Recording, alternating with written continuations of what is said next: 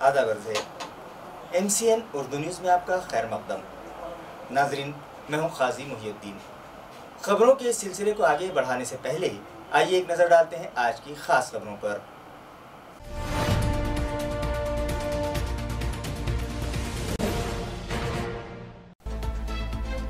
गुज़िश्ता रोज़ चेंद्रा MIDC इलाके में पेश आया एक दिलखराश हादसा। कुएं में डूब जाने के सबब 11 साल लड़की हुई जाँ बहक, रिश्तेदारों को सदमा।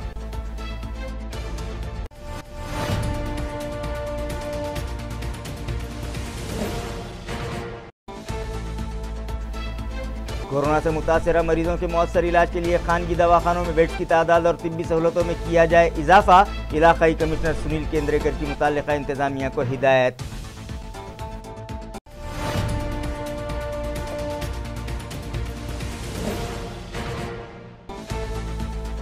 औरंगाबाद शहर में कोरोना के 3,997 एक्टिव मरीज।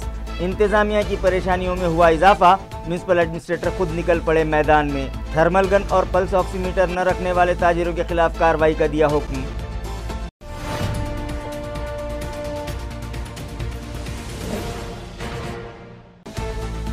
और जैकवाड़ी डैम में हुआ पानी का जखीरा तकरीबन 99%।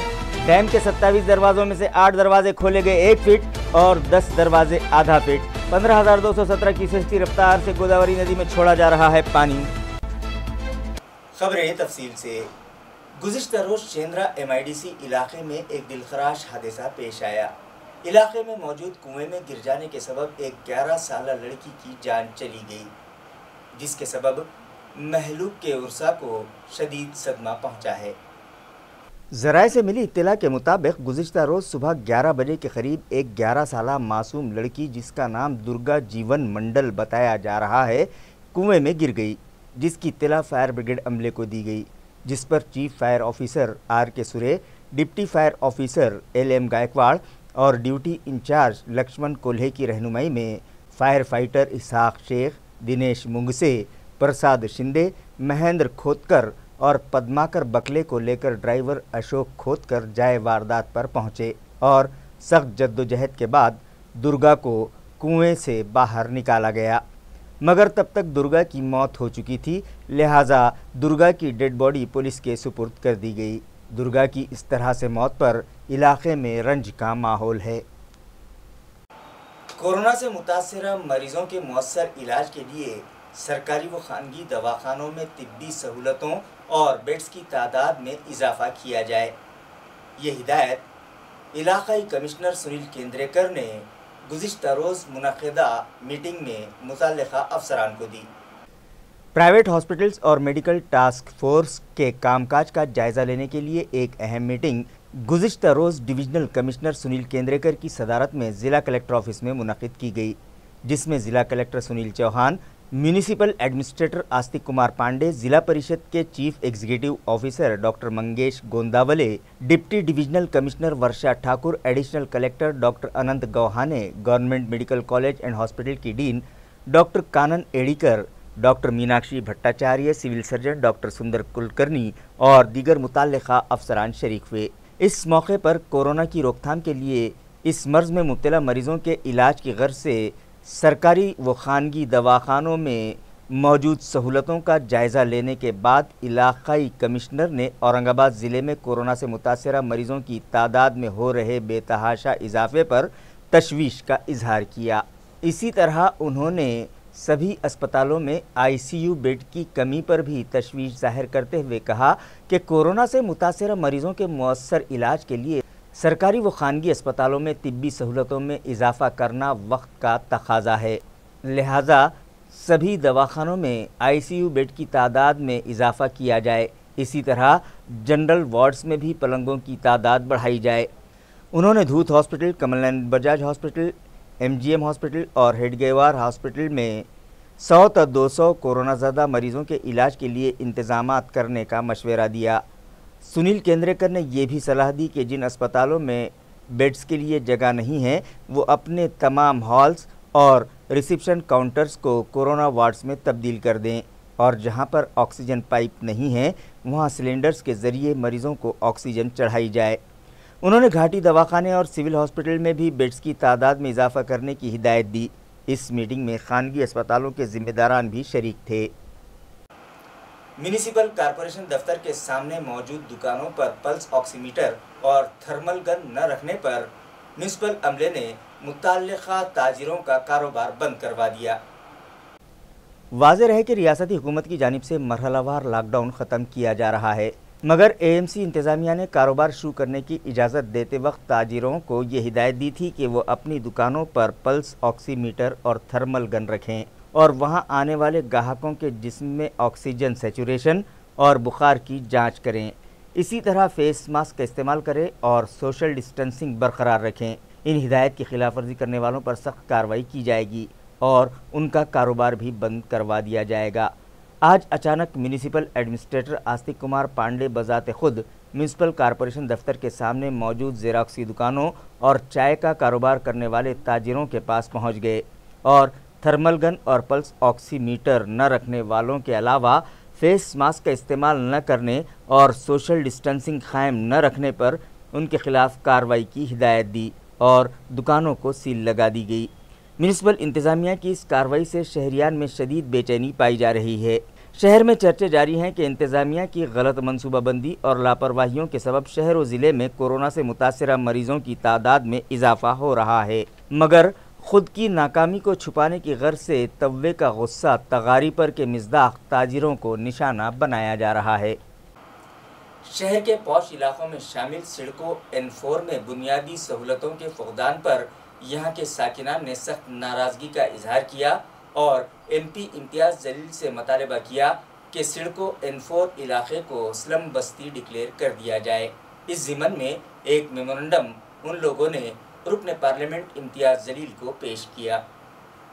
ناظرین، سڑکوں N4 کے ساکنان کے مطالبے پر گزشتہ روز رکن پارلیمنٹ امتیاز جلیل نے متعلقہ افسران کے ساتھ اس علاقے کو وزٹ دی۔ اس موقع پر علاقے کے ساکنان نے ان کے سامنے شکایات کے انبار لگا دیے اور بتایا کہ اس علاقے میں منترالیہ کے ریٹائرڈ افسران، انجینئرز، سابق ججز، کلاس 1 آفیسرز، عدالتوں کے افسران، بینک و مختلف صنعتوں کے اعلیٰ عہدیداران رہائش پذیر ہیں اور میونسپل انتظامیہ کو وہ لوگ سب سے زیادہ ٹیکس ادا کرتے ہیں۔ اس کے باوجود وہاں بنیادی سہولتوں کا فقدان ہے، کچرا نکاسی اور پانی فراہمی کے ناقص انتظامات کے علاوہ علاقے میں جراثیم کش دواؤں کے چھڑکاؤ میں بھی لاپرواہی برتی جا رہی ہے، جس کے سبب ان لوگوں کی صحت کو خطرہ لاحق ہو چکا ہے۔ لہٰذا اس علاقے کو سلم بستی ڈکلیئر کرنے کا مطالبہ وہاں کے ساکنان نے رکن پارلیمنٹ سے کیا، جس پر ایم پی امتیاز جلیل نے متعلقہ افسران کو ہدایت دی کہ ساکنان کے مسائل فوری حل کیے جائیں اور ساکنان کو یہ مشورہ دیا کہ اگر مقررہ میعاد میں میونسپل افسران نے ان کے مسائل حل نہ کیے تو وہ ٹیکس کی ادائیگی روک دیں اور اس رقم سے خود ہی علاقے میں بنیادی سہولتیں پوری کی جائیں۔ آج صبح شہر کے 136 شہریان کے کورونا میں مبتلا پائے جانے کی تصدیق ہوئی ہے، جس کے بعد ایکٹیو مریضوں کی تعداد 5666 ہو گئی ہے، جن کا مختلف دواخانوں میں علاج جاری ہے۔ ذرائع سے ملی اطلاع کے مطابق آج صبح ضلع کے 121 افراد کے کورونا میں مبتلا ہونے کی تصدیق ہوئی ہے، جس کے بعد جملہ متاثرین کی تعداد 26,100 ہو گئی ہے، جن میں سے 19,894 مریض علاج کے بعد تندرست ہو گئے ہیں، جبکہ کورونا کے سبب 752 افراد جاں بحق ہوئے اور فی الحال 5,454 مریضوں کا مختلف دواخانوں میں علاج جاری ہے۔ آج جن 121 افراد کی رپورٹ کورونا کے لیے پازیٹیو آئی ہے، ان میں سے 29 کا تعلق دیہی مقامات سے ہے، جبکہ 92 مریض اے ایم سی حدود کے ہیں۔ گزشتہ روز ضلع کے 438 شہریان کے اس مرض میں مبتلا ہونے کی تصدیق ہوئی تھی اور آج بھی شام ہونے تک متاثرہ مریضوں کی تعداد میں 200 تا 300 کا اضافہ ہونے کا امکان ہے۔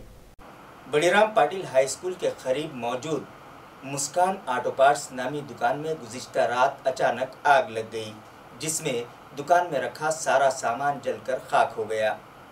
ذرائع سے موصولہ اطلاع کے مطابق شیخ حیدر شیخ میاں نامی شخص کی سڑکو علاقے میں بڑی رام پاٹل ہائی اسکول سے قریب مسکان آٹو پارٹس نامی دکان ہے، جہاں وہ گاڑیوں کی بیٹریز، آئل اور آٹو پارٹس کا کاروبار کرتے ہیں۔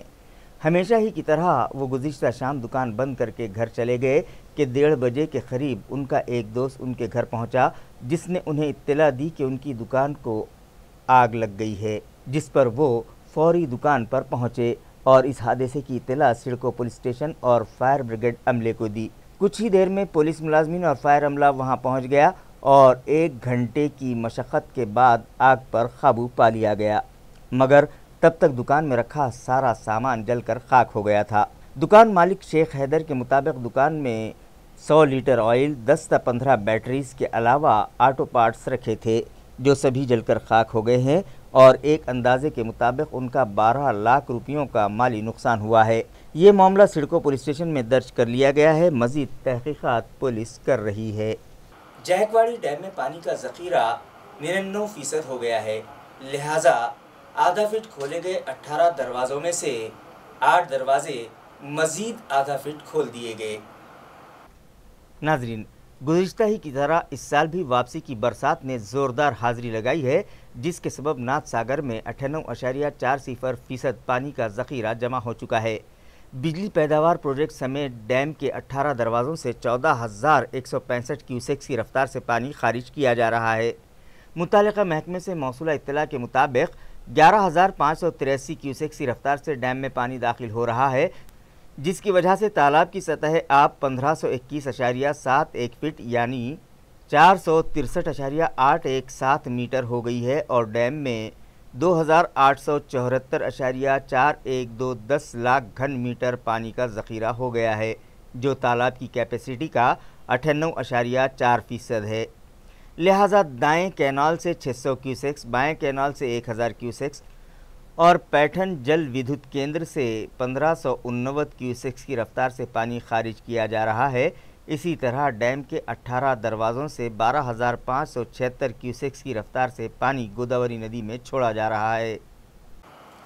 इंडियन एसोसिएशन ऑफ लॉयर्स की जानिब से आज रियासत गिर सतह पर एहतजाज किया गया और मुतालबा किया गया कि रियासत भर में अदालतों का कामकाज फौरी शुरू करवाया जाए और वकीलों को 15,000 रुपये माहाना माली इमदाद फराहम की जाए। इसी ज़िमन में आज शहर के वकीलों ने भी औरंगाबाद में एहतजाज किया। वकील अपने हाथों में मुख्तलिफ मतालबात तहरीर करदा कार्डबोर्ड्स उठाए हुए खड़े थे। एसोसिएशन के ज़िम्मेदारान का कहना है कि गुज़िश्ता 5 माह से ज़ायद अरसे से अदालतों में कामकाज बंद है, जिसकी वजह से यहाँ इंसाफ के लिए दायर मुकदमात पर समाअत नहीं हो पा रही है और न सिर्फ उनके क्लाइंट्स परेशान हैं बल्कि वो भी माली परेशानियों से दो चार हैं। लिहाजा अदालतों में कामकाज फौरी शुरू करवाया जाए। सभी वकीलों को हुकूमत 15,000 रुपये माहाना माली इमदाद फराहम करे। वकीलों को कोविड योद्धा का दर्जा देकर उनका 50 लाख रुपयों का बीमा करवाया जाए। इसी तरह के दीगर मतालबात पर आज इंडियन लॉयर्स एसोसिएशन की जानिब से सेशन कोर्ट के अहाते में एहतजाज किया गया। जसं लॉकडाऊन सुरू झालं मार्च महिन्यापासून आज पूर्णतः 8 महिने होत आलेले आहेत। वकिली व्यवसाय हा पूर्णतः बंद आहे, कारण कोर्ट हे आमचे न्यायालय बंद आहे। फक्त क्रिमिनल जे अर्जंट मॅटर असतात, बेल पिटिशन वगैरे, त्यांनाच परवानगी आहे की ते इथे प्रॅक्टिस करू शकतात।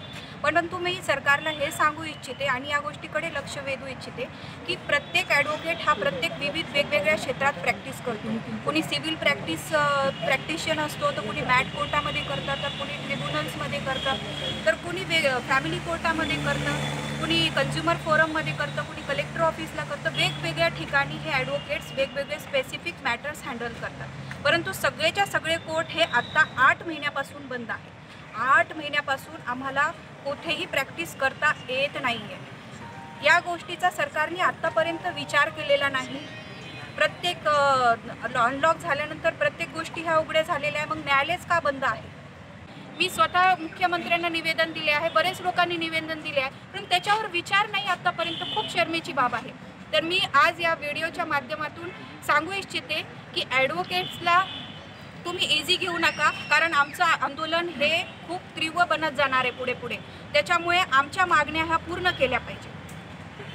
आज हम तमाम वकील लोग हजरत यहाँ पर जमा हुए हैं और ये जो आंदोलन अभी शुरू किया गया है, हालात वकीलों के इतने ख़राब हो चुके हैं और हमारा जो बार काउंसिल है, bar council Maharashtra and Goa, Indian bar council,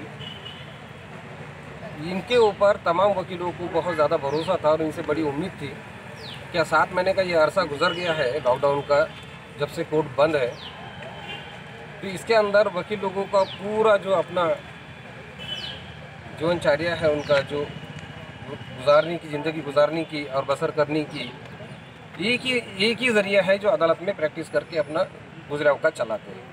7 महीने का अरसा होने के बाद भी सभी लोगों के लिए, पुलिस वालों के लिए गवर्नमेंट ने नई नई स्कीम्स लाई, डॉक्टर्स के लिए लाई, जो सेवा देने वाले जितने लोग हैं उनके सबके लिए जो है तो फैसिलिटीज़ को उन्होंने जो है तो यहाँ प्रोवाइड किया। लेकिन वकील लोगों के लिए आज तक गवर्नमेंट की तरफ से कुछ भी स्कीम नहीं, ना कोई बेनिफिशियरी है, ना कुछ है, ना उनके हालात कैसे गुजर रहे हैं इसके बारे में कोई सोचने वाला नहीं है। अदालतें चल रही है, स्टाफ पूरा बैठ रहा है, जजेस पूरे आ रहे हैं, और वकील लोगों के लिए उनके हाल तक नहीं खोले जा रहे हैं। उनको दरवाज़ों से बाहर जैसे आरटीओ में एजेंट लोग जैसे फिरते हैं कैंपस के अंदर, वैसे वकीलों की हालात कोर्ट के कैंपस के अंदर फिरने जैसी हो गई है। बैठने के लिए कोई ठिकाना नहीं है, उनके गुजरे औकात के लिए कोई ज़रिया नहीं है। ऐसे हालात बदतर हो चुके हैं, जबकि सबसे सोसाइटी का क्रीम वकील को माना जाता है। सबको इंसाफ दिलाने का काम वकील करता है, जिसके पास पैसा है चाहे नहीं है, जिसको जिस तरीके से मदद चाहिए वो दिलाने का काम वकील करता है। हालात ऐसे है कि जूनियर वकीलों के इतने बदतर हालात है, तो आज हमारी डिमांड है कि उनको 15,000 रुपये जो है तो बड़ी इज्जत के साथ उनको जब से अदालत बंद है तब से दिया जाए, मुआवजा दिया जाए। और जिस वकील को कोविड वगैरह के अगर से सिम्टम्स है तो उनके लिए एक स्पेशल फैसिलिटीज़ मुहैया किया जाए। अगर से ये सब नहीं होता है तो इसके हालात सरकार को ज़रूर भुगतने पड़ेंगे। आज हम खामोशी के साथ और बड़े इंसानियत के साथ और पूरे इत्मीनान के साथ ये आंदोलन को हम शुरू किया है यहाँ पे, लेकिन इसका आगे मुआवजा और खामियाजा ज़रूर सरकार को भुगतना पड़ेगा। रमेश भाई खंडागळे, आमचा वकिली व्यवसाय हा अत्यंत पायस असा व्यवसाय आहे। या माध्यमातून आम्ही गोरगरिबांना, लोकांना न्याय मिळवून देण्याचा प्रयत्न करतो आणि ह्या लॉकडाऊनमुळे, ह्या कोरोनामुळे लोकांना न्याय मिळवण्याची जी प्रक्रिया सुरू झाली, प्रक्रिया पाहिजे होती ती बंद पडली आहे आणि अशामुळे वकिलावरही अन्याय होत आहे आणि जे काही त्यांचे क्लायंट्स असतात, त्यांच्याकडे येणारे न्याय मागणारे असतात, त्यांच्यावर अन्याय होत आहे। आणि ह्या अन्यायामुळे एक अशी परिस्थिती निर्माण झाली टोकाची की वकिलांवर आत्महत्या करण्याची पाळी आली आहे। जवळजवळ 50 वकिलांनी आतापर्यंत आत्महत्या केल्या आहेत आणि केवळ मजूर आपल्या घराची जिम्मेदारी आणि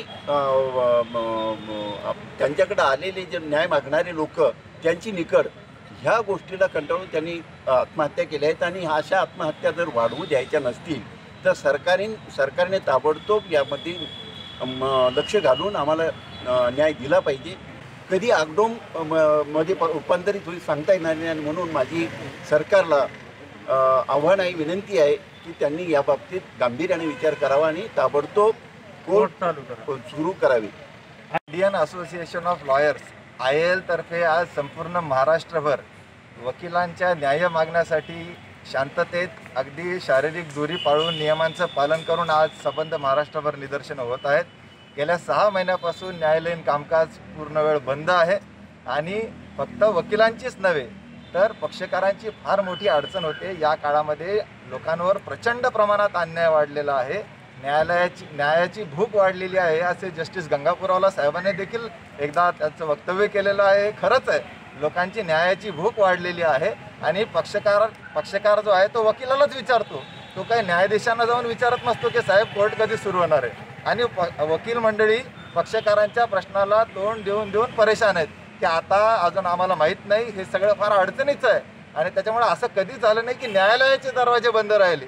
म्हणून आता आम्ही निर्वाणीचा इशारा दिलेला आहे, आमचा संयम संपलेला आहे, आता निवेदनं बस झाले असं वकील मंडळी म्हणू लागलेले आहेत, आता आंदोलन करा अशी मागणी आलेली आहे। म्हणून आमची आता मागणी आहे की आम्हाला दरमहा 15,000 रुपये सन्मान धन द्या, नाहीतर न्यायालय सुरू करा आणि सन्मान धन हे पूर्वलक्षी प्रभावाने द्या। 5-6 महिने आमचं नुकसान झालेलं आहे, त्याचं भरपाई कोण करणार? ज्यांचे पगार सुरू आहे त्यांचं बरं आहे, आमचं काय? त्यानंतर जर आमचे वकील मंडळी त्यांचा जर काही दगाफटका झाला, त्यांना जर कोरोना झाला तर त्यांच्या कुटुंबाचं कोण बघणार आहे? म्हणून आम्हाला 50 लाख रुपयाचा इन्शुरन्स किंवा 50 लाख रुपयाचा सानुग्रह द्या अशी आमची मागणी आहे। आज आम्ही संबंध महाराष्ट्रभर आंदोलन करीत आहोत। जर या आंदोलनाची दखल घेतली नाही तर आम्ही पक्षकारांसह आंदोलनात उतरू, हा इशारा आम्ही सरकारला आणि सर्वांना देत आहोत। म्यूनिसिपल कॉरपोरेशन इंतजामिया की जानिब से शहर में शुरू किए गए कोविड केयर सेंटर्स पर खिदमत अंजाम देने वाले आयुष डॉक्टर्स के एक वफ्द ने आज म्यूनिसिपल एडमिनिस्ट्रेटर आस्तिक कुमार पांडे से मुलाकात की और उनसे मुतालबा किया कि उनकी तनख्वाहों के बकाए फौरी अदा किए जाएं और तनख्वाहों में इजाफा किया जाए। इस ज़िमन में एक मेमोरेंडम उन लोगों ने म्यूनिसिपल कमिश्नर के सुपुर्द किया। आयुष डॉक्टर्स ने म्यूनिसिपल एडमिनिस्ट्रेटर को पेश करदा मेमोरेंडम में बताया कि वो लोग कोविड केयर सेंटर्स पर फ्रंट लाइन वॉरियर्स की हैसियत से खिदमत अंजाम दे रहे हैं और उन्हें 12 घंटे कोरोना पॉजिटिव मरीज़ों के दरमियान रहना पड़ रहा है, जिसकी वजह से उन लोगों के इस मर्ज़ में मुब्तला हो जाने का ख़तरा सबसे ज़्यादा रहता है। लिहाजा दीगर सरकारी मेडिकल स्टाफ ही की तरह उन्हें 7 दिन ड्यूटी करने के बाद 7 दिन होम क्वारंटाइन की सहूलत फराहम की जाए। उनको दी जाने वाली तनख्वाहें बहुत कम हैं, लिहाजा उन्हें भी दीगर डॉक्टर्स ही की तरह 1 लाख रुपये माहाना तनख्वाह दी जाए और तनख्वाहें वक्त पर अदा की जाएं। तनख्वाहों के बकाए फौरी अदा किए जाएं। उनका और उनके अफराद ख़ानदान का 50 लाख रुपयों का लाइफ इंश्योरेंस करवाया जाए। वो लोग प्रैक्टिस बंद करके कोरोना वायरस के ख़िलाफ़ हुकूमत और इंतज़ामिया की जानिब से छेड़ी गई जंग में शामिल हुए हैं, जिसकी वजह से उनका मुस्तक़बिल भी ख़राब ना हो, इस गर्ज से उन्हें सरकारी नौकरियों में शामिल करने से मुताल्लिक़ हुकूमत से नुमाइंदगी की जाए। म्युनिसिपल कॉर्पोरेशनच्या कोविड केअर सेंटरवर कार्यरत असणारे सगळे आयुष डॉक्टर, BAMS आणि BHMS पदवी असलेले डॉक्टर मागील 2 महिन्यापासून आम्हाला पगार झालेला नाही आहे आणि 12-12 तास ड्युटी करून सुद्धा योग्य वेळी पगार होत नसेल तर आम्हाला आमचं जीवन जगणं अवघड झालेलं आहे। सगळ्यांचे आपले आपले हप्ते आहेत, कर्ज काढलेलं आहे, ते कसं भरायचं आणि आमचे चेक बाउन्स होतात, त्याच्यामुळे बऱ्याच जणांना दंड लागलेला आहे। तर आमची मागणी ही आहे की आमचे त्वरित पगार करावा आणि आम्हाला जे मानधन दिले जात आहे ते मानधन 12-12 तासाच्या ड्युटीच्या अनुषंगाने खूप कमी आहे। आमची मागणी आहे की आम्हाला मानधन वाढवून द्यावं आणि आमचे 2 महिन्याचे जे पगार थांबलेले आहेत ते त्वरित आमच्या खात्यात जमा करावे। या मागणीसाठी आम्ही पांडे साहेबांना भेटणार आहोत। माझ्यासोबत आमचे सगळ्या CC सेंटरचे 51 डॉक्टर्स या ठिकाणी आलेले आहेत। अजूनही काही येत आहेत जे आमच्या CC सेंटरला नुकतेच जॉईन झाले मागच्या महिन्यामध्ये। आमची मागणी हीच आहे, आम्ही डॉक्टर भागवत कराड साहेबांनाही या गोष्टीचं सूचना केली आहे, निवेदन केलेलं आहे की आम्हाला तुम्ही मदत करावी आणि या पगार थांबून जे ठेवलेलं आहे ते त्वरित आम्हाला देण्यात यावं। एकूण किती कर्मचारी असे तुम्ही पूर्ण? आमच्या सगळ्या CC सेंटरला जवळपास कॉन्ट्रॅक्ट बेसिसवर असलेले डॉक्टर जे आहेत ते 51च्या वर आहेत आता माझ्या नोंदीप्रमाणे। अजूनही काही असतील जे आता जॉईन झालेत, आम्हाला कल्पना नाही त्या गोष्टीची, कारण CC सेंटर सगळे वेगवेगळ्या ठिकाणी आहेत। आम्ही प्रयत्न करतोय की सगळ्यांना सोबत आणून आपल्या मागण्या पूर्ण व्हाव्यात यासाठी प्रयत्न करूया। पुलिस बॉयज़ एसोसिएशन के एक वफ्द ने आज ज़िला इंतज़ामिया को एक मेमोरेंडम दिया और मुतालबा किया कि वारकरी समाज को गांव-गांव जाकर भजन कीर्तन करने की इजाज़त दी जाए। पुलिस बॉयज़ एसोसिएशन के ज़िम्मेदारान का कहना है कि गुज़िश्ता 5 माह से जारी लॉकडाउन मरहलावार ख़त्म किया जा रहा है, जिसके तहत सभी कारोबार, जिनमें शराब का कारोबार भी शामिल है, शुरू करने की इजाज़त दे दी गई है। लिहाजा मजहबी इबादत गाहें भी खोल दी जाएं, वारकरी एजुकेशन सोसाइटीज़ के लाइट बिल माफ़ किए जाएं और वारकरी समाज को गांव-गांव जाकर भजन कीर्तन करने की इजाज़त दी जाए। बसूरत दीगर जमहूरी तर्ज पर रियासत गिर सतह पर एजिटेशन शुरू किया जाएगा।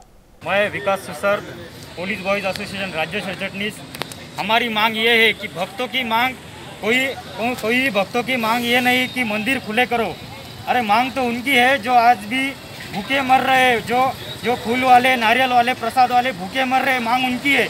मंदिर खुले करो, उनका रोजगार चालू करो, नहीं तो उन्हें कोई रोजगार उपलब्ध करो, नहीं तो उन्हें मानधन चालू करो। जय हिंद, जय महाराष्ट्र पुलिस। वो साधारण लोग दान धर्म के वजह से वो लाइट बिल भरा जाता था, लेकिन अभी सब महाराष्ट्र में पूरे धार्मिक स्थलें बंद होने के कारण राज्य सरकार से मेरी यही विनंती है कि महाराष्ट्र में जितने धार्मिक स्थलें हो वो सबका लाइट बिल माफ़ कर दिया जाए और वारकरी शिक्षण संस्था महाराष्ट्र में जितनी भी हो वो सबकी लाइट बिल माफ़ कर दिया जाए और जल्द में महाराष्ट्र के सब मंदिरें खुले कर दिए जाए।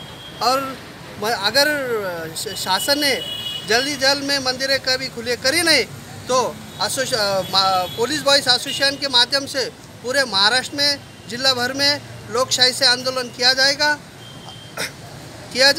तो भी मेरी यही राज्य सरकार से गिनती है कि आप देसी दारू के दुकान खुले करके गोर गरीब लोगों का संसार परपंच उद्ध्वस्त करने से अच्छा आपने कभी धार्मिक स्थलों खुले करके धार्मिक स्थलों के बाहर हार नारियल छतर खेलने प्रसाद बेचने वाले के कभी मंदिर खोल के किया होता तो उनके संसार परपंच के उनके बाल बच्चों ने आपको दुआ दी होती। कोरोना वायरस नामी बीमारी के पेश नज़र आरटीओ इंतज़ामिया ने एक अहम फैसला किया है, जिसके मुताबिक ऐसे शहरियान जिनके ड्राइविंग लाइसेंस या उनकी गाड़ियों के परमिट और फिटनेस सर्टिफिकेट की मियाद 31 मार्च या उसके बाद ख़त्म हो रही थी, उनको 31 दिसंबर तक एक्सटेंशन दे दिया गया है। वाज़ेह है कि कोरोना की रोकथाम के पेश नज़र पूरे मुल्क में 23 मार्च से लॉकडाउन नाफिज है और अब मरहलावार लॉकडाउन ख़त्म किया जा रहा है, जिसकी वजह से मार्च या उसके बाद जिन शहरियान के ड्राइविंग लाइसेंस की मियाद ख़त्म हो गई थी या फिर परमिट और फिटनेस सर्टिफिकेट की मियाद ख़त्म हो गई थी और इन सभी दस्तावेज़ात का रिन्यूअल करवाना लाजमी था, मगर लॉकडाउन के सबब उनकी तजदीद कारी नहीं हो सकी। ऐसे सभी दस्तावेज़ात के रिन्यूअल के लिए 30 सितंबर की आखिरी तारीख मुकर्रर की गई थी, लेकिन अब भी कोरोना का ज़ोर कम नहीं हुआ है और 100% अफसरान और मुलाजमीन ने ड्यूटी ज्वाइन नहीं की है। लिहाजा आरटीओ दफ्तर का कामकाज बड़े पैमाने पर मुतासिर हुआ है। इसलिए मुतल्लिका इंतज़ामिया ने दोबारा से परमिट, फिटनेस सर्टिफिकेट और ड्राइविंग लाइसेंस व दीगर दस्तावेज़ात की रिन्यूअल के लिए मियाद में इजाफ़ा किया है और आखिरी तारीख 21 दिसंबर मुकर्रर की है। शहर में हुक्म इम्तना नाफिज होने के बावजूद 7 सितंबर की दोपहर को रेलवे स्टेशन फ्लाईओवर ब्रिज पर एहतजाज करने के मामले में एमपी इम्तियाज़ जलील समेत 70 अफराद के खिलाफ वेदांत नगर पुलिस स्टेशन में केस दर्ज किया गया है। नाजरीन, शहर के खस्ताहाल रास्तों की जानिब एएमसी इंतज़ामिया की तवज्जो दिलवाने की गर्ज से एमपी इम्तियाज़ जलील की क़यादत में मजलिस इत्तेहादुल मुस्लिमीन के ओहदेदारान व वर्कर्स ने 7 सितंबर की दोपहर रेलवे स्टेशन फ्लाईओवर ब्रिज पर ज़ोरदार एहतजाज किया। लिहाजा हुक्म इम्तना की खिलाफ वर्जी करने की पादाश में वेदांत नगर पुलिस स्टेशन में रुकन पार्लियामेंट इम्तियाज़ जलील, अब्दुल समीर साजिद बिल्डर, नासिर सिद्दीकी, अरुण बोर्डे, गंगाधर डगे, ज़मीर अहमद कादरी, मुंशी पटेल, रफ़ीक शीता, आरिफ हुसैनी, हाजी इसहाक, अनीस शेख और मुदस्सर अंसारी समेत 70 अफराद के ख़िलाफ़ केस दर्ज किया गया है। जबकि पुलिस महकमे की जानिब से की गई इस कार्रवाई के जवाब में एमपी इम्तियाज़ जलील ने मीडिया को बयान दिया कि पुलिस इंतज़ामिया जितने मुक़द्दमात उनके ख़िलाफ़ दर्ज करना चाहता है कर ले, मगर वो आवाम के मसाइल हल करवाने और इंतज़ामिया को नींद से जगाने के लिए इस तरह के एहतजाज करते रहेंगे। एक तर हे जे माझ्यावर केसेस करण्यात आलेला आहे, माझ्यासोबत जे 70 कार्यकर्ते, हे सगळं पोलिसांना हे समजायला पाहिजे, प्रशासनाला हे समजायला पाहिजे की मी रस्त्यावर का उतरण्याची वेळ आली, एका खासदाराला रस्त्यावर येण्याची वेळ आली। त्याचं कारण एक आहे की औरंगाबादमध्ये इतकं मोठे मोठे खड्डे आणि रस्त्यांची तीच अवस्था, मग ते दाखवण्यासाठी मी रस्त्यावर उतरलो होतो। आमचे सगळं जे आमचे सहयोगी होते त्यांच्यासोबत ते आंदोलन आम्ही केलं आणि नंतर त्यांनी आमच्यावर केसेस रजिस्टर केले। माझी तयारी आहे, तुम्ही माझ्यावर असे प्रकारचे 100 केसेस रजिस्टर करा, मला काहीही सांगायचे नाही आहे, मला काहीही भीती नाही केसेसची। मी लोकांसाठी रस्त्यावर उतरलो होतो आणि पुन्हा उतरणार। मी 8 दिवसाचा टाइम दिलेला आहे। ज्या 8 दिवसामध्ये तुम्ही सगळे रस्त्यांचे खड्डे तुम्ही भरणार नसेल तर पुन्हा मी रस्त्यावर येईल आणि पुन्हा पोलिसांना फ्री हँड आहे की तुम्ही माझ्यावर जे केसेस आहेत ते केसेस करा। पण त्याचा परिणाम काय झालेला आहे तुम्ही आज बघा की औरंगाबाद शहरामध्ये अनेक एरियामध्ये महानगरपालिकाचे गाड्या फिरत आहे आणि ते खड्डे बुझवण्याचं काम ते करत आहे। खबरें खत्म करने से पहले आइए एक बार फिर नजर डालते हैं आज की सुर्खियों पर।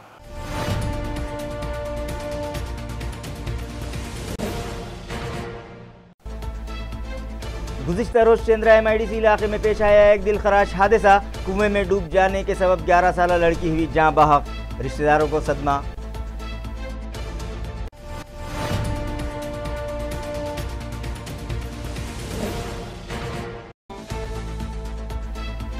कोरोना से मुतासरा मरीजों के मौसर इलाज के लिए खानगी दवाखानों में बेड्स की तादाद और तिब्बी सहूलतों में किया जाए इजाफा। इलाकाई कमिश्नर सुनील केंद्रेकर की मुताल्लिका इंतजामिया को हिदायत।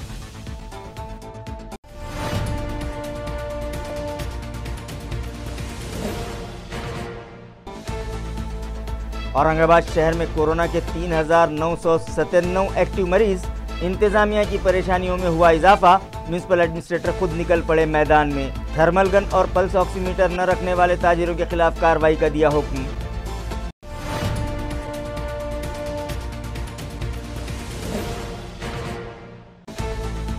और जैकवाड़ी डैम में हुआ पानी का जखीरा तकरीबन 99%। डैम के 27 दरवाजों में से 8 दरवाजे खोले गए 1 फीट और 10 दरवाजे आधा फीट। 15,217 क्यूसेक की रफ्तार से गोदावरी नदी में छोड़ा जा रहा है पानी। इसी के साथ MCN उर्दू न्यूज़ अब यहीं ख़त्म होती है। कल फिर मुलाकात होगी कुछ और ख़बरों के साथ। तब तक के लिए मैं काजी मुहियुद्दीन आपसे इजाज़त चाहता हूँ। खुदा हाफिज़।